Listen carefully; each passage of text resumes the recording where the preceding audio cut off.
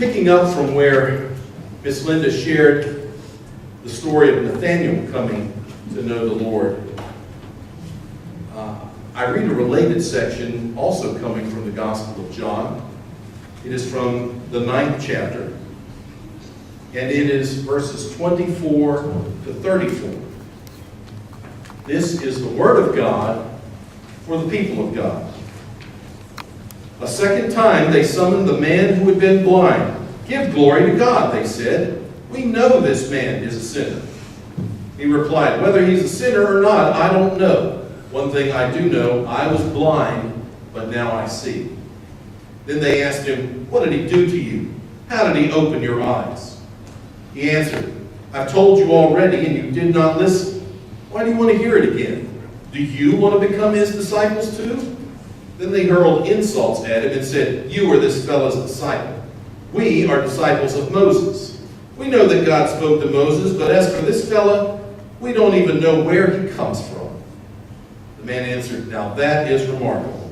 You don't know where he comes from, yet he opened my eyes. We know that God does not listen to sinners. He listens to the godly man who does his will. Nobody has ever heard of opening the eyes of a man born blind. If this man were not from God, he could do nothing."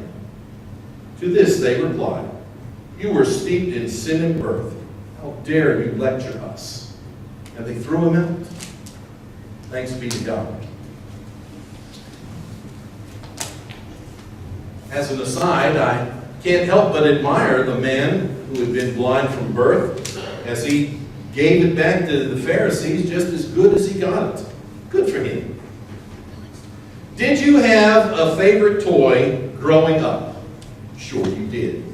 One of the treasured toys of my preschool world, girls, I'm looking your way, was a bright red sheet metal box with yellow patterns surrounding each side with circus pictures and a door at the top that was held closed by a small metal hook and a small metal crank with a round wooden handle came out of the side. And when you turned the crank, clunky music would play a song which, as a child, I knew the words by heart. "Round and round the mulberry bush, the monkey chased the weasel." And as you closed in on the last line at the word "pop," describing the weasel, the metal hook pulled back, and the lid to the box would fly open. And out would jump a spring-loaded plastic clown's head with painted cheeks and a red and white checkered neckcloth covering the springs. And this toy was called, wait for it, a Jack-in-the-Box. Now, for anyone here under 35, in the days of virtual reality, computer games, and thrill rides, my memories of such a low-tech Jack-in-the-Box might seem remarkably dull to you. But I kid you not, I spent many hours with it. And it might not seem like much, but to me, it was quite the toy. And of interest is what made it so much fun. On the surface, it seemed the purpose of Jack-in-the-Box was to surprise me. I turn the crank, and out popped the clown. But think about that. After only a couple of times, I knew exactly when Jack was scheduled to make his appearance out of the box. And every time he did, I laughed with delight. But delight came not from being surprised, but from the expected. Simply, I knew what was going to happen, and I firmly felt in control.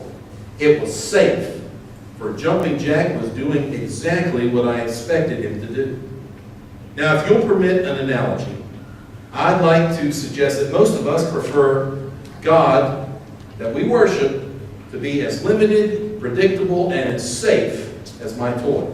We like God in a box, a creator fully known, under our control, secure, safe, doing exactly what we expect him to do. Thus, our God is contained, controlled, and packaged in the box. It's no secret the folks here at Chadbourne Baptist Church are a fairly well-educated crew. We can quote the dates of major Civil War battles, recite the prologue to the Constitution, and even tell folks the difference between apple juice and apple cider. It's the stuff we learned in school. And often, like the fixed dates of history, We learn a lot of fixed stuff about God. A good bit of it comes from our culture, from films like Oh God and Bruce Almighty, thoughts of televangelists, or TV shows that are played repeatedly at Christmas time. We take this bit of information that we see from all this stuff, and we think we know everything there is to know about God. On the other hand, there are those of us who have spent a lot of time in church. If you've been active in church most of your life, by the time you're 45, some of you are doing the math right now, you've listened to or slept through over 2,500 hours of sermons, Sunday school lessons, and you have sung over 7,000 hymns. If your church time included choir, Wednesday night programs, training union, or church training, we call it both, vacation Bible school, discipleship training, retreats, and mission trips, you could tack on an additional 25,000 hours of church time. And we won't even begin to calculate the amount of church time that a preacher's kid, David Crumpler, would have logged in. So those of us in the active category, hey, we should know everything there is to know about God, right? However, if we're honest, our faith box may have a lot more details in it. Some of us know that Noah's Ark finally settled at Mount Ararat and that Jacob had 12 sons. But while cluttered, the box isn't very big. Many of us church types feel that we have the issues of faith nailed down on all four corners. Simply, we think we know everything there is to know about God. And such was the problem that we found in both the biblical passages read from John's Gospel today. Nathanael thought he knew for certain how God works. So sure was he that when Philip came to him, he can out of hand dismiss Jesus. And like Linda read, this guy's from Nazareth? You gotta be kidding. Nothing of God ever came out of a hick town like Nazareth. Simply, Nathanael thought he knew all there was to know about God. And the same is true of the man born blind from birth, which Jesus heals. Hauled up before the religious leadership, the Pharisees see a living miracle standing there before them. And yet what they see doesn't fit in with what they think they know about God. The healed man expresses the problem. The man said, "Now that is remarkable. You don't know where he comes from, yet he opened my eyes. We know that God does not listen to sinners. He listens to the godly man who follows his will. Nobody has ever heard of opening the eyes of a man born blind. If this man were not from God, he could do nothing." So, what are they, the Pharisees, to do in the light of this man's healing?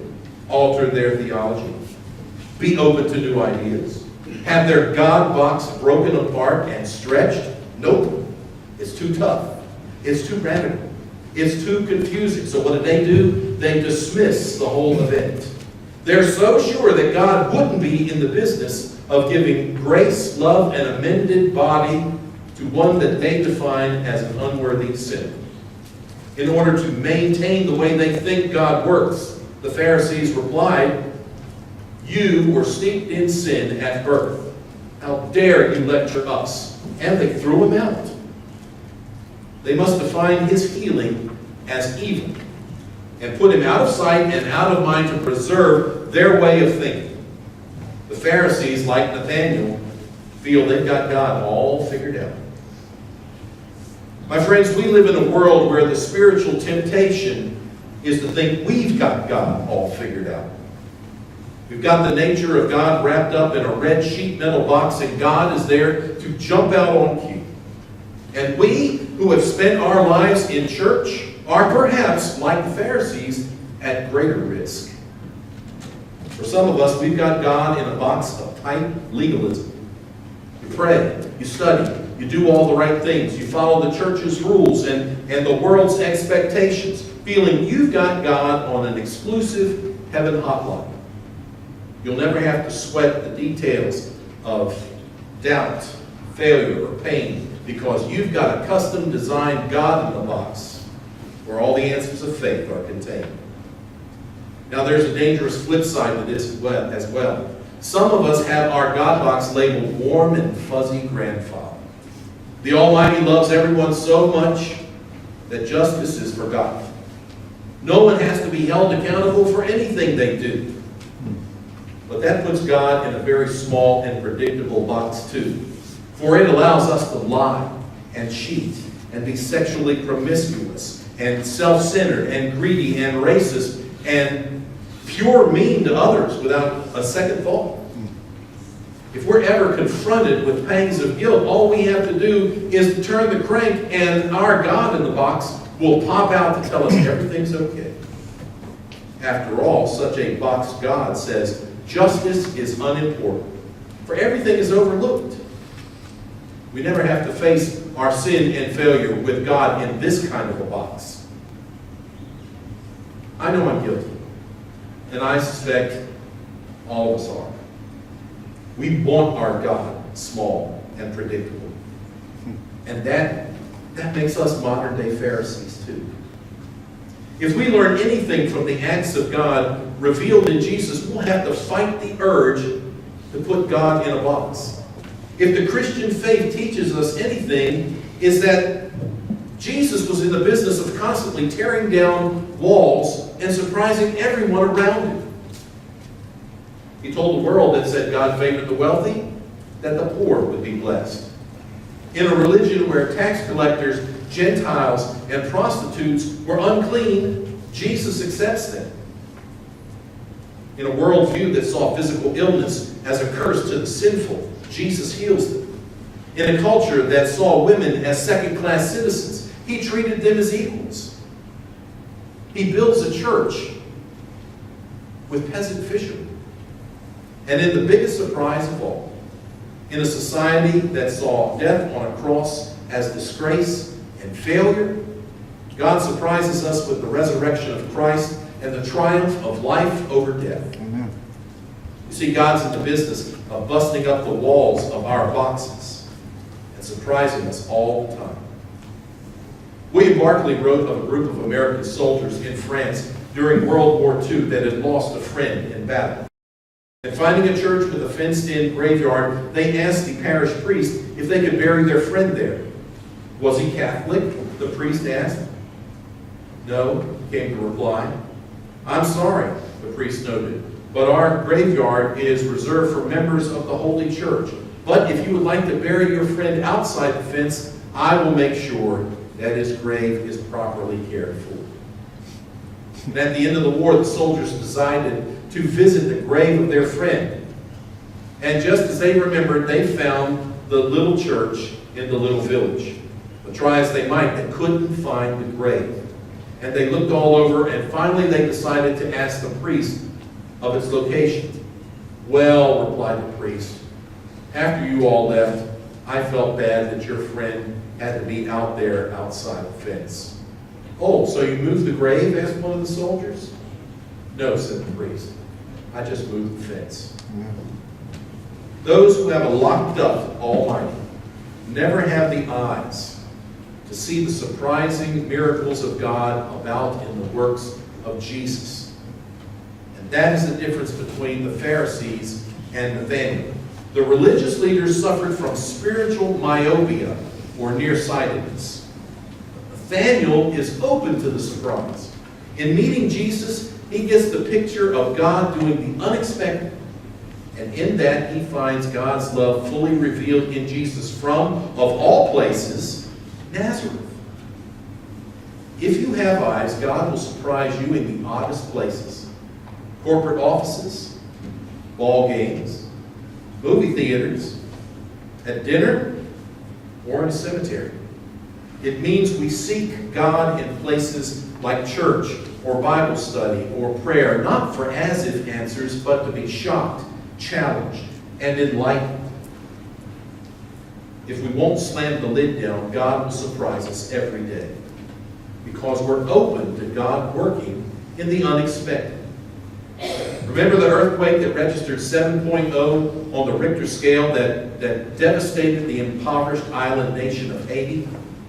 To watch buildings where everything you own and everyone you love collapse into rubble is more than most of us can imagine. The scenes of crushing injury going along with crushing guilt leads anyone with care, tears of empathy. To look into the faces of those streaming with tears, or seeing thousands of people cower behind nothing but a bedsheet to block the sun. That's heart-wrenching. And even before the last bit of debris hit the ground, we find ourselves asking the age-old question of why. Why did this happen? How could God let all this suffering and pain go on? What does it mean? And we beg God to pop out of his box to give us an answer.